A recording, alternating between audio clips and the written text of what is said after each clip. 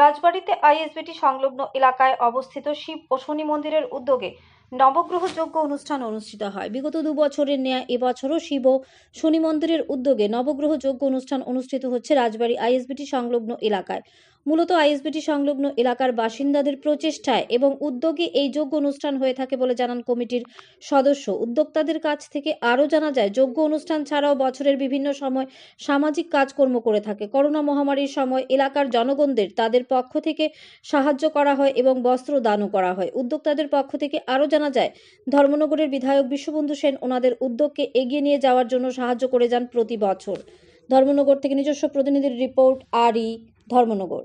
আচ্ছা, নমস্কার।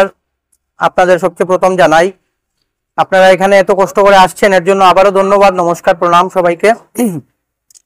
আমাদের এই অনুষ্ঠানের উদ্যোক্তা এই যে আপনারা দেখছেন আইএসবিটি সংলগ্ন আমাদের শিব এবং শনি মন্দিরের কর্তৃপক্ষ, আমরা যে কয়জন আছি এবং এই পাড়ার আরো অনেকেই আছেন যাদের অক্লান্ত পরিশ্রমের ফল আজকের এই আমাদের নবগ্রহ যজ্ঞ অনুষ্ঠান। বিগত 2 বছর আমরা করেছি, এটা আমাদের এই 3য় বছরের মধ্যে পড়েছে নবগ্রহ শান্তি যজ্ঞ। এই যজ্ঞ করার আমাদের মুখ্য উদ্দেশ্য হচ্ছে আমাদের পাড়ার, সমাজের, ধর্মনগরের এবং সারা ত্রিপুরার, অর্থাৎ এক কথায় পুরা দেশের যাতে মঙ্গল হয়, পুরা দেশের মঙ্গল কামনাই আমাদের এই নবগ্রহ যজ্ঞ অনুষ্ঠান করা।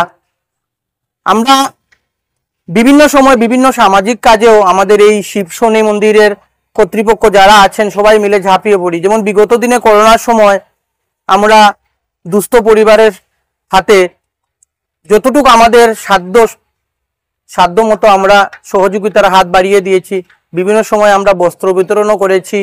এর জন্য আমাদের ধর্মনগরের মাননীয় অধ্যক্ষ আমাদের পাশে ছিলেন এবং বিভিন্ন যে কোনো সমস্যায় আমরা যখনই পড়েছি তখন ওনার সহযোগিতা আমরা 100% পেয়েছি।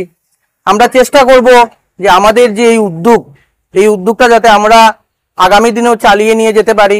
যদি আপনাদের সহযোগিতা থাকে এবং ধর্মনগরের আপামর জনগণের যদি সহযোগিতা থাকে, আমরা আশা করছি আমরা আগামী দিনেও এই অনুষ্ঠানটা চালিয়ে যাব বা যাওয়ার উদ্দেশ্য আমরা রাখি। আজকে আপনাদের মাধ্যমে আমরা ধর্মনগরবাসীদের এটাই জানান দিতে চাই যে আমাদের 2টো থেকে জাস্ট এখন থেকে আমাদের মহাপ্রসাদ বিতরণ শুরু হবে। ধর্মনগরের প্রত্যেকটি সুনাগরিক বৃন্দর কাছে আমাদের হাত জোর করে বিনীত নিবেদন এই যে আমাদের এখানে মহাপ্রসাদ নেওয়ার জন্য। এই বলেই আমি আমার কথা বলা এখানেই শেষ করছি।